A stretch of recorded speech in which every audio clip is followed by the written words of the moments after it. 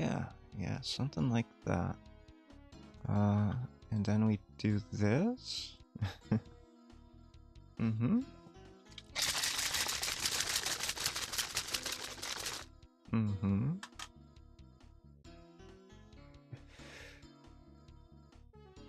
Let's see here. Are we live? Yes, we are.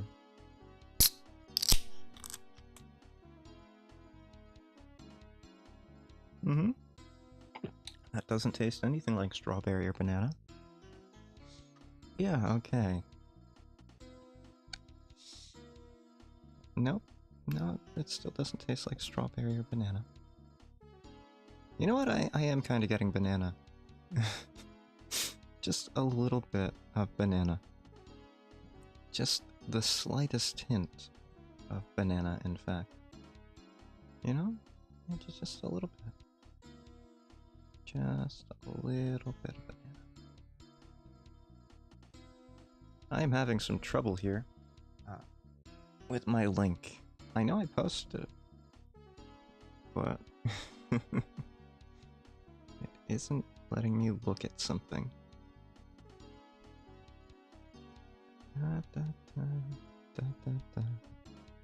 Sorry for the scuff. We'll get there in a few minutes, I'm sure. This isn't anything I could have tested either. Like, this is happening now as I go live. I think this might be one of the worst intros I've had in a while. Fantastic, right? These things will happen. Yeah. Thank you for the hearts. I at least know that I am live, even if I can't see it. Yes. Very good. I'm going to assume that things are working on everyone else's end. Yeah, probably. Because I don't know what else to do, and, yeah. It is not a party moment. But okay. I'm trying new things out tonight. We'll see how it goes from there. Hey there, Hyde here. And I know, I said I'm trying new things out. But of course I don't mean the Zatsudan and side pocket aspect of the stream. No, never do. That might be the norm, you know? The side pocket, the Zatsudan. I really do enjoy just having the side pocket game here in the background as I talk about things. It's one of those nice little... I don't want to call it a crutch, because it's not. What it does is allows my brain to focus on something. Like, you know how I am unfocused. It's very obvious, if you ever watch my streams, that I'm just very unfocused. It's true. But with a game like Side Pocket, I don't even have to think, which is apparent, right? Like, you can see that I'm not actually thinking. You just aim, and you pray, and you hope that the ball goes in the pocket. And it usually doesn't, but that's okay. As you can see, I am using Tired Hyde tonight. That is also on purpose. Ignore that. So the case is that I may or may not be getting sick again. Yeah. I don't know. There seems to be something going around. I haven't even gone outside in, like, I don't know, 2 weeks, and I feel... I don't know if that's true. Almost? I don't even know what day it is. My brain is fried. Yeah. So I don't really know where I would get sick from, but it seems to be happening. Yeah. Again, with greater frequency. I don't... I can't say it's bad luck, right? Like, this has to be a lifestyle thing. With the smoking especially, upper respiratory illnesses are just so much more common. a cold every couple months, maybe. And I guess it is like COVID season. People are getting COVID all over the place. Oh, I see my model is clipping a little bit. Let me fix that. Yeah. Do tell me if the sound is okay. I have been messing around with that as well. I think I got it back. So, yeah, tonight we're not drinking coffee, we're not drinking juice box. I have an adult juice here, V8 strawberry banana. Yeah, I really like the V8 juices, even though they're weirdly not tasting of anything that they say they taste of. You ever notice that with a V8 juice? Like, it always tastes like carrot, or it always tastes like tomato. It never tastes like strawberry, or banana, or anything like that. It's always carrot or tomato. And sometimes I wonder if it doesn't taste a little bit like onion. Yeah, it has that oniony aftertaste. But maybe that's just because it's stored in a can, you know? But you want to know the irony of these adult juices that I have? They're probably worse for me than the child juice boxes that I have. Let me tell you why. This one can of V8 has 20 milligrams of vitamin C. That's 20% of your daily intake, as they say it. And the can is itself 8 fluid ounces, or 236 milliliters. I have juice boxes that are 100 milliliters that have 100% of your daily vitamin C intake. I have to wonder if these V8s are made by big maritime something corporations, and they don't want you to be protected from scurvy. Yeah, I think it's a matter of I'm gonna get scurvy. You know how rare scurvy is in the modern world? Like, everybody knows what causes scurvy now. They didn't used to. There are still places in the world where scurvy is a big problem, as well as other illnesses of or undernourishment. Yeah. Typically malnourishment. It's a little bit rarer for undernourishment these days. You just load people up on corn syrup and everything's fine. You get all of your daily intake of calories, which keeps the body pretty much running, right? Like, calories are just the fuel source. They keep the lights on, as it were. But how you get those calories kind of matters, you know? And why is it still going? Is it spinning? Stuck? No. We're good. Yeah. I have no idea what I was talking about. Probably a rant about corn syrup. It might be another episode of Hyde Rants About Corn Syrup, even though that's not what he was talking about. He was trying to make a rather poorly disguised... hello, Storm. Something about a poorly disguised attempt of a segue, right? Yeah. Something about scurvy. Yeah, scurvy, that's right. So, like a pirate, I'm probably going to end up with scurvy, because the V8 juice does not have 100% of my daily vitamin intake. Yes, hi Storm. We're just hanging around today, as per usual. Sometimes a little bit more literally than others. I was discussing that I may be getting sick, which is not great, but I'll be fine. It just seems like one of those summer colds, even though it's spring. Kind of ironic, right? I don't know what started the whole summer cold thing. I think that has to be anachronistic, back when they were like poor ventilation in work conditions, maybe. Thank you for the well wishes. I'll be fine. This happens a lot. If you watch the older content on my channel, you'll notice months of me being sick. I have everything prepared. I have a massive backlog of video content, so it really only ever affects my my live streams these days.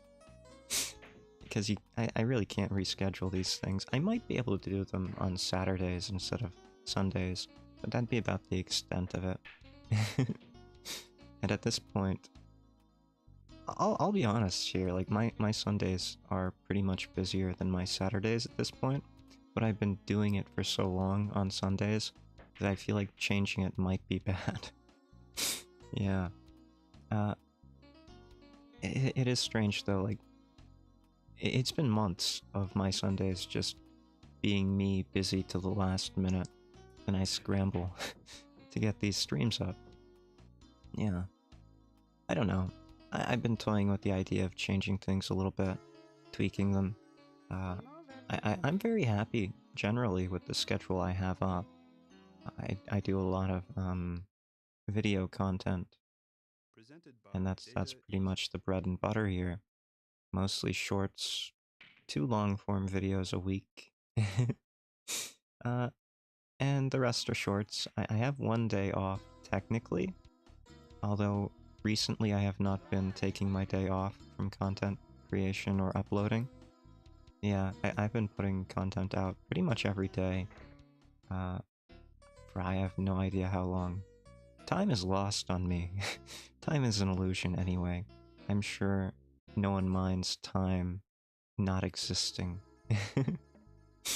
Oh, speaking of Storm, why is... Oh, there we go. Had a little bit of lag there. I hope the stream's fine. Unlike last time. Yeah. I get that. I can't let the work define my life, and I'm really not. I'm very happy, in a sense, with what I do. I can work from home. I can make content that I want to make. And everything like that's fine. It's just the timing of my Sundays as of late has been to the last minute. Like, sure, I don't have any days off, but my schedules are pretty forgiving otherwise, and I can take a day off whenever I want. So it's not like work is defining my life. I'm very free over what I do, in fact, which is a blessing. And I don't have to leave my house, so I usually don't have to get sick either. That's the point of what I was trying to make this time. Yeah, I don't know how I got sick. I don't think I've even gotten that much mail as of late.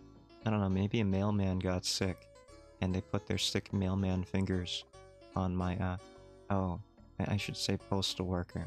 Yes, maybe a postal worker put their sticky postal worker fingers on my mail, and then they put it in my mailbox. Yeah, I don't want to dox if I have, a male person. Does that make sense? Male person? That seems like I'm talking... Yeah, okay, no, you get the point, I'm sure. Yeah. That's my secret. Yeah. I do give them cookies, during the holidays, sometimes. They're good people. I just... I don't know. Maybe they have sticky fingers. I'm glad it made sense. I'm kind of out of it. I've had a long week. I really have had a long week. It's been very exhausting, very tiring, despite everything. And really, my outlet for that has been, much like yourself seems to be, creating videos, right? Yeah. I saw that Storm here put out another video today. While I was setting up for stream, I took a watch. And, very interesting stuff again. I don't really want to speak too much about it. I do think it requires a few more watches just to make sure I get all of the little details.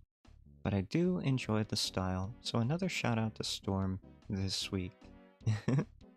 Yeah. I do a lot of indie games on this channel, right? Like, I look at indie games a lot.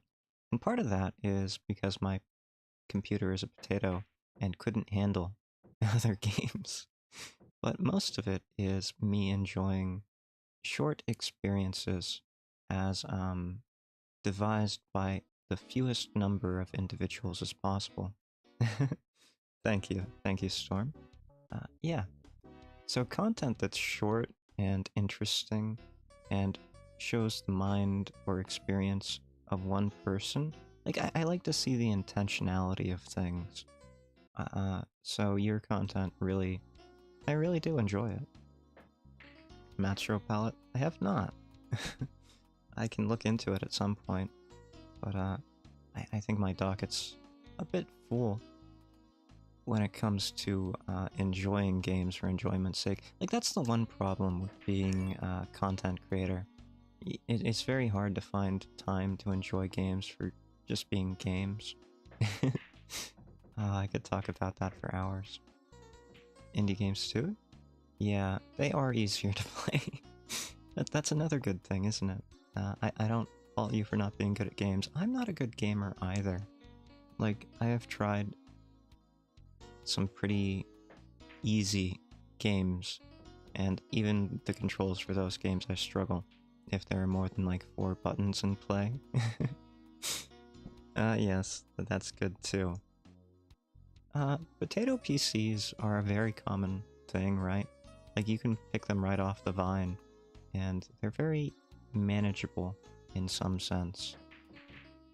I used to play a lot of TF2, and that might have been the most graphically intensive game that I would usually play. Okay, that's not true.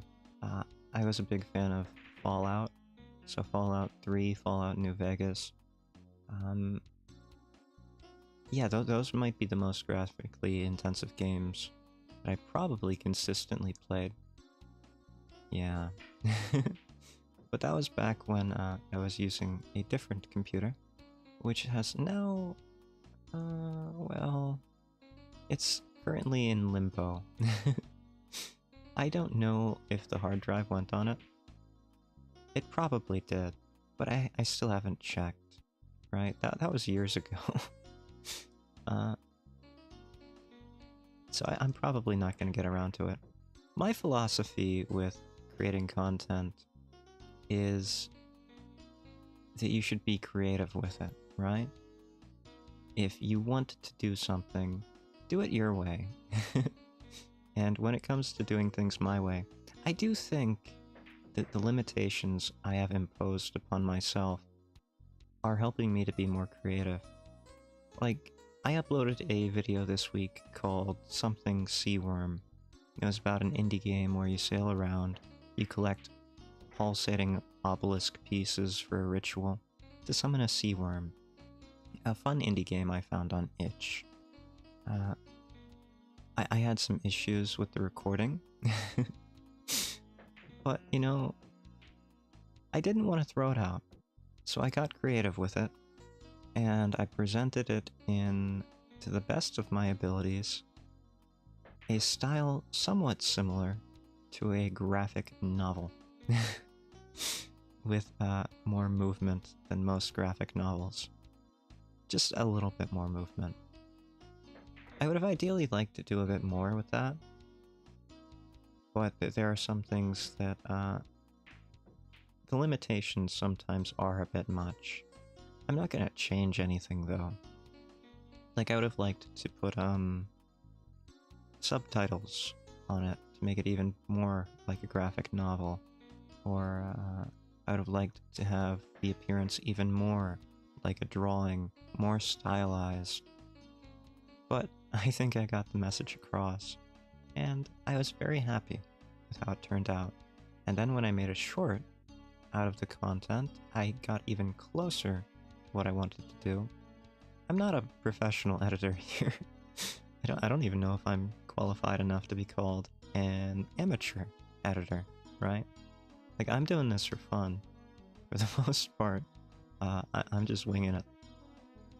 I could definitely learn how to do things better, and I am trying, at my own pace, to do things a little bit better every single time.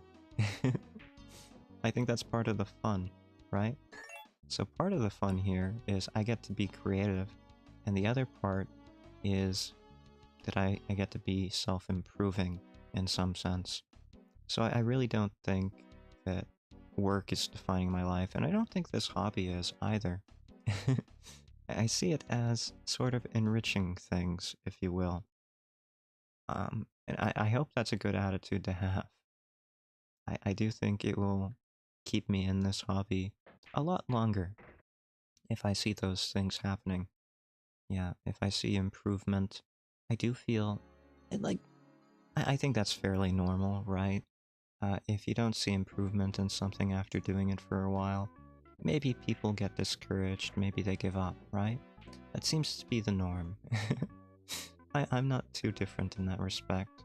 Uh, so if I see improvement, according to my own judgments, of course, if I see improvement in my content or my delivery or whatever, then yeah, I'm very happy to keep going. That's actually been on my mind quite a bit as of late. The elements of making videos as a PNG or VTuber, it's been on my mind quite a lot. That is one of the topics that we were going to discuss today before I got into a tirade about me getting scurvy. Yeah. But before that, I think I'd like to talk about the other unusual video that I put out this week. So, I put out a roleplay video for a loving father reading a bedtime story to comfort, or not a bedtime story, a fairy tale to comfort a daughter. Yeah, I think that's a scenario that could resonate with people, which is why I made it. But those kind of videos, the same with the BFE on my channel, there aren't many of them, but they exist. Those are really for me. And the scenarios don't particularly matter. Like, all of my content is say-so, to a high degree. I don't mind the occasional dirty joke, and especially when Jekyll's around, he may make a risque comment every now and then, but that's about the extent of it on this channel. The rest of it, I want to be wholesome. I want it to be about helping people if possible, whether it be helping them sleep or helping them relax. When I first started, all of my content was supposed to be sleep aid content. Like, I'm a big fan of Northern Lion content. Occasional BFE is cool. I'm glad. I'm glad you don't mind it. It is very occasional around here. Yeah, I don't want to present anything inauthentic, so I do try to keep things how I want them on this channel. The early days of Hyde content were a little bit different. I was still trying to find something about myself that would be entertaining to others. And after a while, I just stopped caring and did whatever I wanted anyway. Thank you, thank you. I'm happy if you think I'm genuine. I try. Rather, I don't try. That's the point nowadays. Yes, a little bit too unfiltered sometimes. Thank you. So, that father roleplay video, a lot of that was inspired by real-life events, interactions with friends, family, nieces, other things like that. So it is very much authentic in that sense. And I think it represents an improvement over the BFE content that I prior provided, which is exactly the kind of thing that I'm talking about, you know? Like I said, I'm just hanging around. Some days I try to do something like, you see I have the tired eye model on, right? Some days I'm just not feeling too great, so I'll switch things up a little bit, just for my own amusement, because I think that does make a difference. Did you know that if you have a smile on your face, even if you're not feeling well, odds are you'll probably feel a little bit better? There's something psychological about the connection between the motor actions of smiling and the I guess, subconscious mind and the emotionality of being happy. Makes sense for there to be a connection, right? Oof. And that's essentially what I'm doing. I'm smiling with my model here. Even though I feel a little bit run down, a little bit sick. Like, yeah. That's why we're hanging upside down. I was recording something where I was hanging upside down not too long ago. That one was necessary. Because there's no better place to put it. And that was recently on my mind, so I figured why not. I don't know if you've checked out the other Hyde models yet. So I have normal Hyde, tired Hyde, Jekyll, shifty-eyed Jekyll. I have Id, I have Clown Hyde, and of course I have Cat Hyde. There's a wide variety of Hyde. And I don't do emotions here on this channel. I just do different personas, I think. Yeah. They're all pretty much even-tempered, right? As I was saying earlier, the channel was supposed to be Northern Lion-esque sleep content, where people could put it on in the background and just fall asleep to it. That's what I used to do with Northern Lion videos. Northern Lion is another not VTuber. That'd be strange if you were a VTuber. YouTuber who's been putting out content for years and years and years, mostly Binding of Isaac. Big fan of his stuff. Yeah. He's got a very interesting way of doing things. It's not the kind of content I can emulate. That guy can talk about just about anything for just about as long as he needs to. Very refined in his craft. Just rambling content about the most strange and obscure facts sometimes about movies or music, other pieces of trivia, geography. He really does a lot, and I enjoy it. Or I enjoyed his content. I haven't been able to watch much as of late.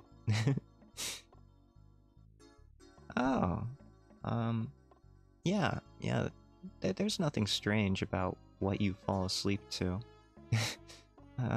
I've fallen asleep to, Resident Evil movies. Not the... Well, yeah, I actually did fall asleep to the live-action one with Mila Jovovich. But, I mean the animated ones as well. And they've got a lot of action noises and scary sounds. So I really can't judge. Whatever you fall asleep to, whatever works. Like, I'm just happy people are sleeping. Yeah. I'm happy if you think, I am probably a little bit inspired by Northern Lion because, again, his content really resonated with me enough that I would sleep to it for who knows how many years. One of the comments he made when he was discussing that kind of thing was, he made a joke and then he said, "Thank you for the company." Like, yeah, that's exactly what it is. It's company. It's background noise for company. So, something's going on. You don't have to concentrate on your own thoughts. Yeah, I thought that was nice. And he seemed very self-aware about it. I've never left a comment on any of his videos, but the truth of the matter is, I got so much better sleep just because his videos existed, and I really did... I really did need them. Yeah, and he has no idea how much I needed those videos when I needed them. It's so strange how important something can be in your life, and you just don't, or someone doesn't even know how important their existence is to all the people they're important to, right? Like, I don't think we'll ever know how important we are to anyone. We can have approximations and estimations, but we'll never truly know. Just everyone who finds what we do important. Yeah.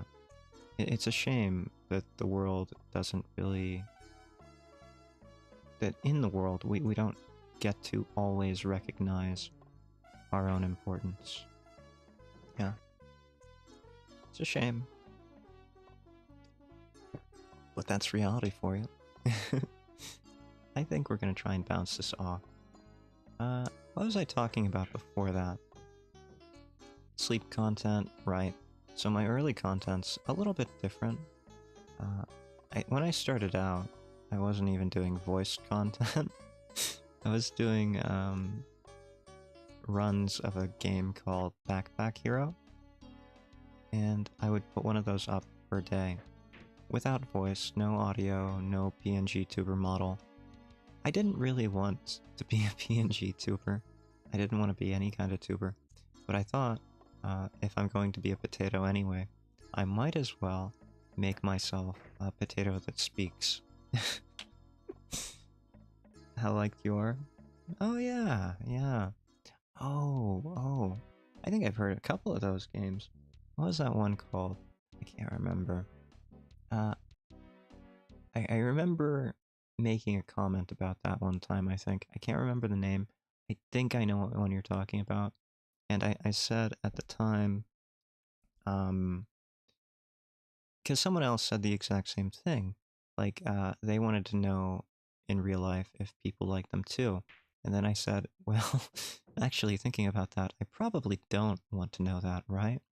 Like, sometimes there are unfortunate circumstances where, for whatever reason, you have to interact with someone and they hate your guts. You know?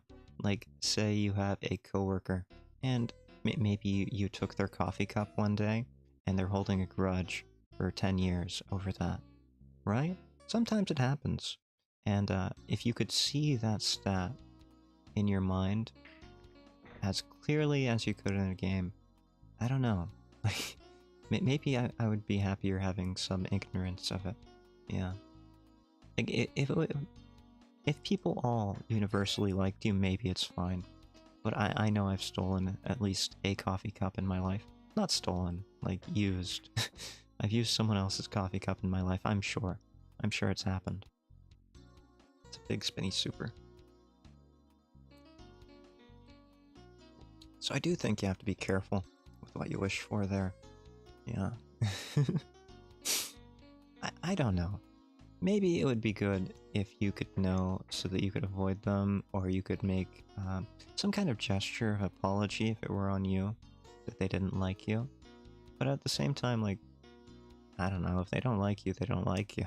It's not really on you to be the one fixing things, is it? I think at that point, maybe it would be best not to worry about it, in fact. That's a bad shot. Terrible life advice used to be one of the best things I gave on this channel. When I first started putting my voice to my content, it was TF2 videos. One of the times I had COVID. One of the times before that, though, I think I gave bad life advice, telling people to always push responsibilities off to other people. I get accused of having a very strange sense of humor sometimes. Like, I know people can't always hear the emotionality or tonality of my voice. It used to be a lot worse. I used to express very little emotion in my voice. If you get to my older videos, you'll see that. Based. Yes, very based. I do think people need to work smart, not hard. Whatever that means. But yeah, I have improved over time the presentation of my voice quite drastically, I think. Not currently today, because you can hear a little of the congestion, I'm sure. It's in there. And it's adding a little bit of, I don't know, croakiness, a little bit. Yeah. It's rather unfortunate, but I have been very happy with how my voice has been sounding lately. Strange thing to say, right? I think it is important, though. when you're making YouTube content and you're adding your voice to it, like, the voice is one of the biggest draws. The audio, I think, has to be good. Now, if you're making unvoiced content, it's completely fine. You don't have to worry about your voice. And I didn't have to worry about mine for so many years. But nowadays, it is pretty much the major draw of my videos, isn't it? Like, I'm doing Zatsudans here, just chatting while I'm playing pool. I have to be very clear, very careful of my voice, which has not always been easy. I have discussed it in more detail before, but I did struggle for a very long time with a speech impediment as a child, and I did not talk much for years and years before I started streaming and putting out content on this channel. So I ended up a little half feral in my speech patterns, not communicating like a human would. Yeah, like, if you think about it, communication's a strange thing. You've gotta use muscles to vibrate things and expel air at the same time. It's a bit strange, yeah. If an alien saw you doing it, they'd probably be a bit curious about it. I'm assuming they have telepathy if they're aliens, right? That's the natural progression. Although, maybe telepathy just works by vibrating thought patterns or, brain waves, sending those out. I don't know. That sounds pretty strange to me too. But yeah, my voice was pretty bad, pretty rough, and you can definitely hear it in my first live stream. And that's part of the reason why I started doing those roleplay videos, the BFE on my channel. It's mostly to understand my own voice a little better, to try and fix the enunciation problems that might be setting in. Yeah, it's a little baseline check and a little exercise for me to figure out how I can present my voice a little bit more clearly, how I can present my voice a little bit more emotively. Yeah. So, I don't know. They're always going to be on my channel. It won't always be BFE, it won't always be Caring Father, but there will always be content like that I will put out occasionally, especially if I feel like I need a little exercise on my voice. Like if my speech impediment issues are slipping, I will throw one of those in there and try and fix it. But in this case, this week's father roleplay, that sounds worse than it is. I assure you, perfectly wholesome. This week's father roleplay scenario, I the story RP.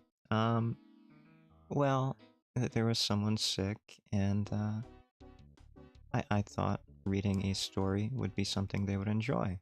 Yeah. uh, you know, I can't really dox too much about my life, but yeah, reading a story. If you think about it, there are a lot of famous movies about reading stories to sick children or whatever. One of my favorites is actually The Princess Bride. I used to watch The Princess Bride a couple times a year. I know. It's a little bit of a chick flick, right? Not really. It's got action and adventure and Carrie Yules. Carrie Yules, fantastic actor, by the way. Really enjoy Carrie Yules. As you wish. There we go. Inconceivable. Yes. I don't... I don't think it's strange for anyone to like that movie. It is a classic. And how's it begin? There's a sick kid in a bed, and the grandpa comes in, and he brings the book with him. I think it's fairly common, or it used to be, for parents or family members, or even friends, to come and read to sick people. Yeah? Like, one of my philosophies when it comes to being sick is that you really can't do much other than let time take its course and the healing process occur naturally, right? So the best you can do is help a person to not realize how sick they are, right? So I have this strange philosophy where I think you ought to distract people from their sickness if possible. And in the olden days, before there were televisions that you could put in your bedroom, yeah, I know, such a strange concept, not having a television in your bedroom or a computer screen or a smartphone handy. I used to read books. I used to have books read to me, in fact. Yeah. My parents, some of my family. Like I've said it before, I have brothers, so I'll say that again. I don't remember my brothers ever reading to me, but I'm sure they did at one point, probably. I'll just insert it in my brain, and that'll become the new truth, right? But yeah, it was mostly a distraction, and I thought it was a warm distraction that someone who might be having a bad day could, I don't know, relate to and self-insert into if they wanted to. Yeah. Man ought to be sick. Ah, I see. Man ought to be sick. There are a lot of different ways that you could interpret that, aren't there? As you say, it's very difficult to know what it means. Metaphorical. If it reminded you of this, then I imagine you were taking it somewhat physically, even if it were metaphorical. So, the condition of man, the physical condition of man, we could talk about mind-body dualism there, where the physical condition of man is that man is not necessarily the meat suit that we pilot around. Yeah. Occasionally I do nature videos on this channel, and if you ever read the description, no one ever does, I don't blame you, I usually introduce myself as the flesh avatar of Hyde, because there is a difference between what Hyde is and the flesh of Hyde. Yeah. So the condition of man to be sick ought to be sick. And there is a prescriptive element there, right? The word ought being prescriptive, not descriptive. It's not that man is sick. Man ought to be. It's prescriptive and it's judgmental. So, the person who said that is clearly saying that it's wrong not to be sick. Yes? That's what makes it prescriptive. They are prescribing you to be sick. And if you are not sick, then you are not well. Kind of ironic. It sounds like it's postmodern, right? Maybe that's what it is. A little bit of postmodernism in there. Let's see, what else could that mean? Man ought to be sick. Could be talking about the general condition of the world that we find ourselves in, the human condition. Man ought to be sickened, for example, by some of the things we see here in our reality. That could be another one of those readings into it. I'm noticing black borders here. I don't like those. I was messing around with another game, but that's okay. I'll fix it next time, maybe, I remember. Man ought to be sickened by some of the things we see. Like, I don't want to be too heavy on my channel, but there are plenty of horrors in the world, and there are too many unfortunate circumstances out there. Yeah. It's, sickening what humans can do to other humans, isn't it? So maybe that's what was meant. If you're not sick in this world, or sickened by it, then maybe you are sick. Man should not be unwell in a world as cruel as this one, maybe. Could be. Yeah, I could see a lot of different interpretations there, without knowing the context. Any one of them is as likely as any other. Man ought to be sick. I know I'm getting stuck on this, but it's an interesting quote, you know? Like, I once did a stream where I played a cigarette poetry generator. I found it on itch.io too. And all it did was write, well, it cobbled together strings of fake poetry. It really is. It really is. It really is a lot deeper than it looks. But, yeah, the cigarette poetry generator, all it did was cobble up fake, pretentious, cigarette-based poetry. And I analyzed that for an hour, just generating them over and over and over again. And pretending like a real person had written them with intentionality. Because that's what you need for something to have meaning, right? Wrong. You do not need to have intentionality for meaning, because you can invent your own. That's kind of what I mean by the postmodern take on this. Man ought to be sick. There is that sense that you can generate your own sickness as well.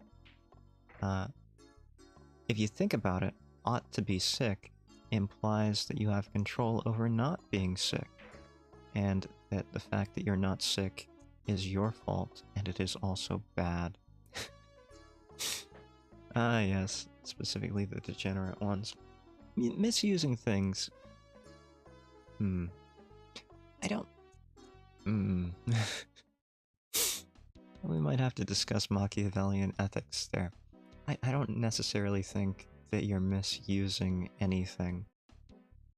I do take a postmodernist, social constructivist view of the world, which is more than just a mouthful of jargon, I assure you. It is a bit of word salad as well. But aside from just being word salad, it's also true that a lot of things are intersubjectively created between people.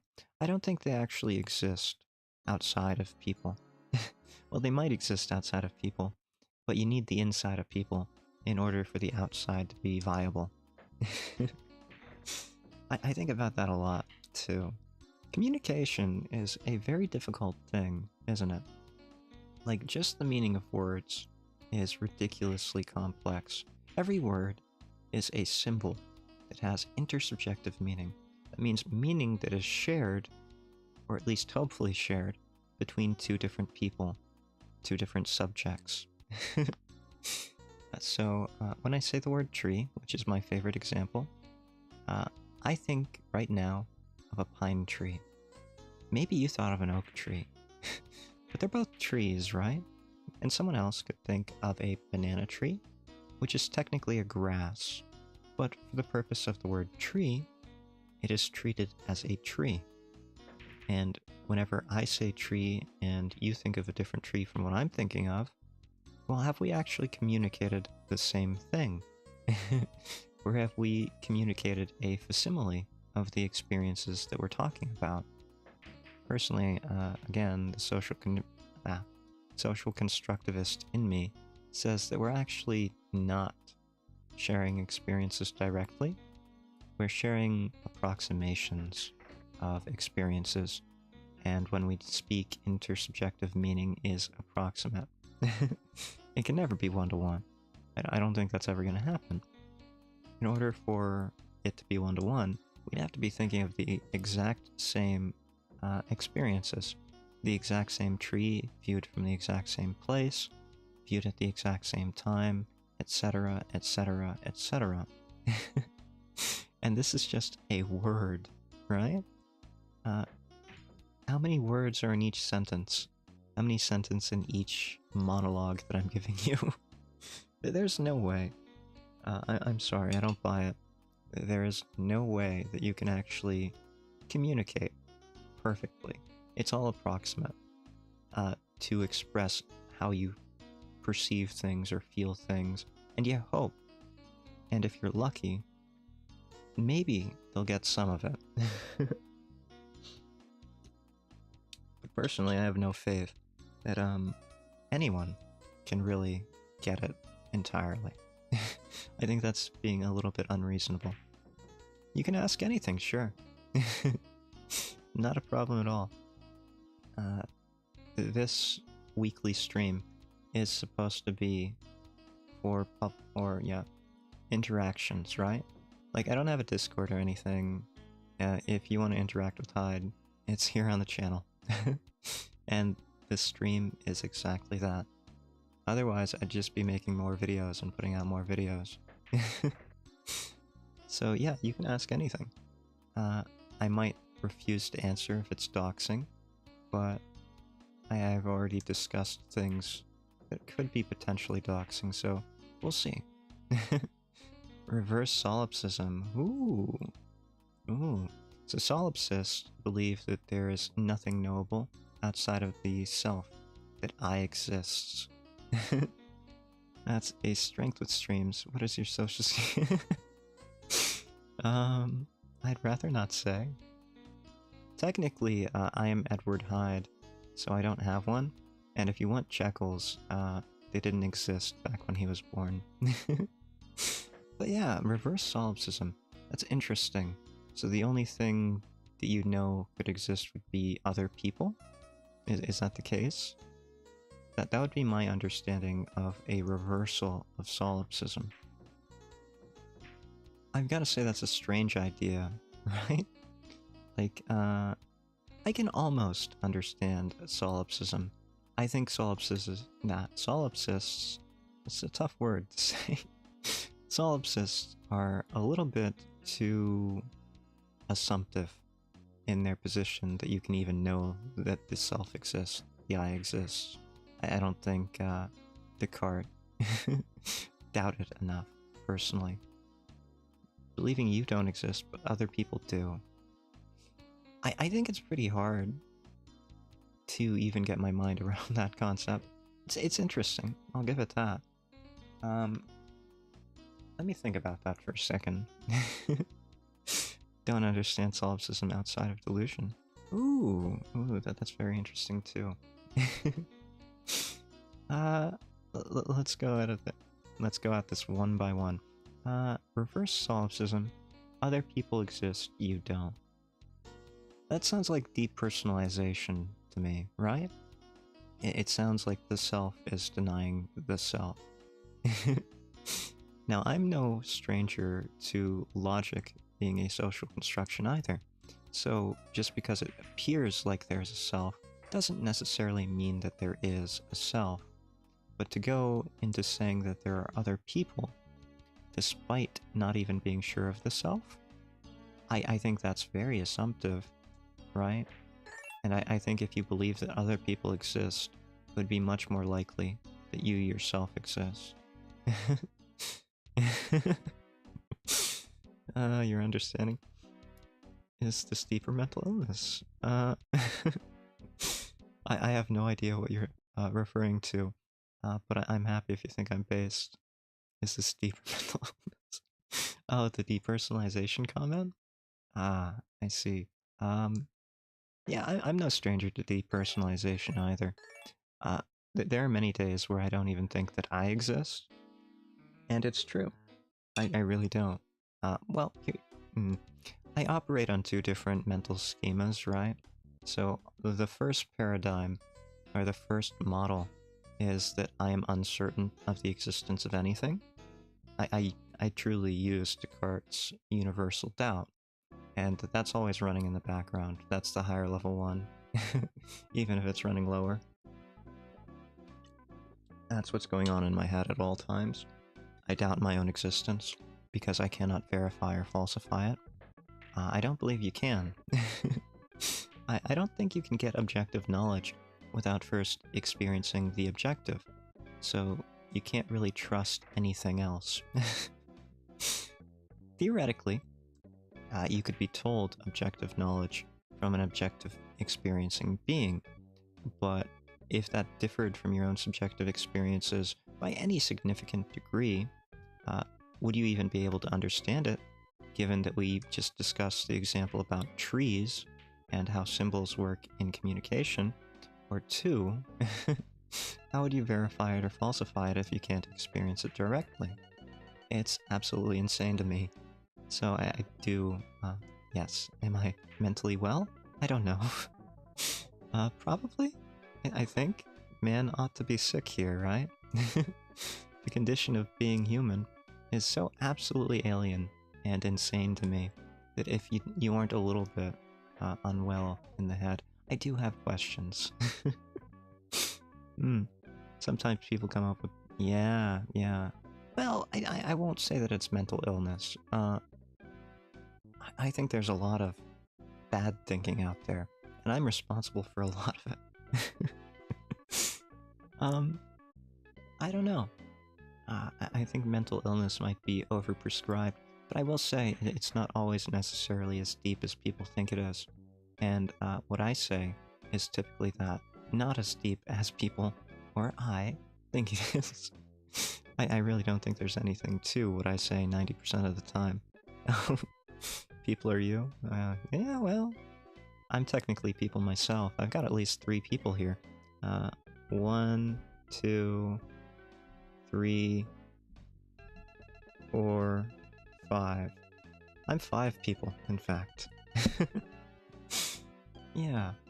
I have no idea why I was talking about objectivity, but I do think it's very hard to even prove there's anything beyond the self. To think that there is something beyond the self and that you don't exist is a very alien concept. Very interesting, but also very strange. Like, you'd have to, again, assume that logic is, well, probability. I don't know. I find it interesting to think about. I don't know if it would ever get anywhere other than that. But you can't really live your life like that, right? Um, I'm glad you brought it up. I'm glad you found it interesting. Strange is good. I agree. It's a strange world, so oof, man ought to be a little strange, I think. Yeah. Humanity's always been strange to me. Right. So we discussed the one paradigm going on in my head. So we'll talk about the other real quick, and then we'll probably end the stream. So, as strange as the objective thoughts in my head are about not being able to prove or falsify objective knowledge or anything like that, the subjective ones get stranger. I doubt that I exist even though I'm experiencing things, right? Like, I don't have to exist. It could be an illusion of sorts.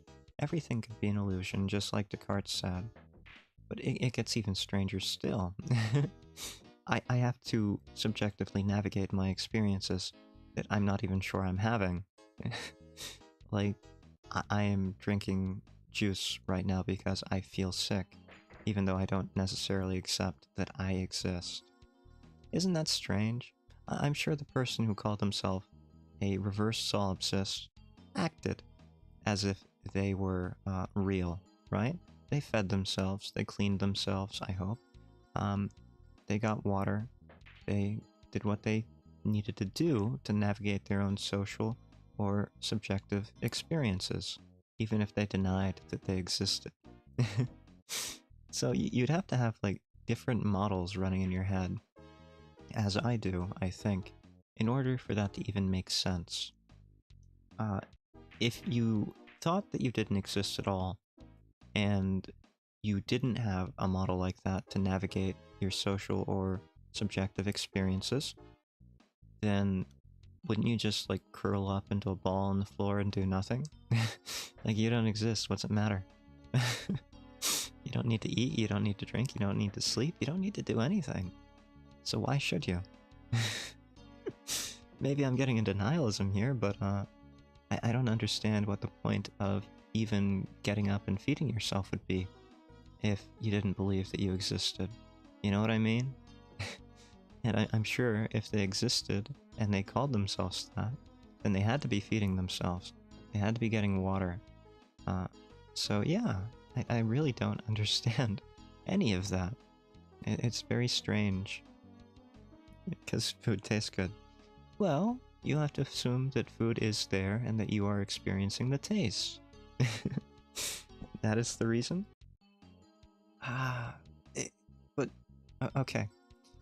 So taste is a subjective experience, right? They could also be... How can they be a hedonist? No. No, I'm sorry. I... That hurts my brain. I am trying to reconcile hedonism, which is about maximizing pleasure, unless we're talking about Epicurean hedonism, which I do prefer. But if we're talking about normal hedonism, where we're just talking about enjoying pleasure, it's about maximizing the pleasure that you are experiencing, right? You can't be a hedonist and deny that you exist at the same time. I don't think that's possible. I think it has to be either you accept that you exist, or you can't experience pleasure. Unless you're running like multiple different things at the same time, like I am, where you're saying, yeah, I might not exist, but I'm going to live as if I do, to navigate through my I guess subjective experiences which aren't real, but I'm gonna live like they are. Yeah. Because you really only do have those two choices: to live like everything's real, even if you believe it's not, or to curl up into a ball of feudalism and just wait for the oblivion to take you back to where you belong. I don't know. I have a tough time reconciling hedonism and reverse solipsism as you've described it. Very mind-boggling indeed. Very interesting thoughts here tonight. I was going to talk about being a PNGtuber and self-improvement.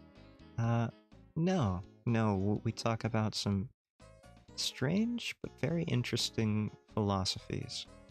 I don't mind that at all. I don't have that much formal education in philosophy, just a tiny smattering. Just a tiny smattering. And none of the formal logic elements of it. Just the continental stuff. So, yeah. Oh no, not at all. You didn't ruin my night. I do think that philosophy is ultimately...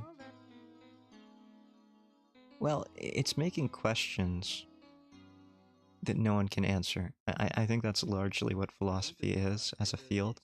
And I don't mean that as a bad thing. Like, people have got to do something with their time, so why not ask questions that no one can answer? Yeah. Or alternatively, maybe it's creating answers to questions that don't exist. I had a great time. Thank you for coming. Thank you for asking questions. I really did enjoy that. So no, you did not ruin the night. It was perfectly fun.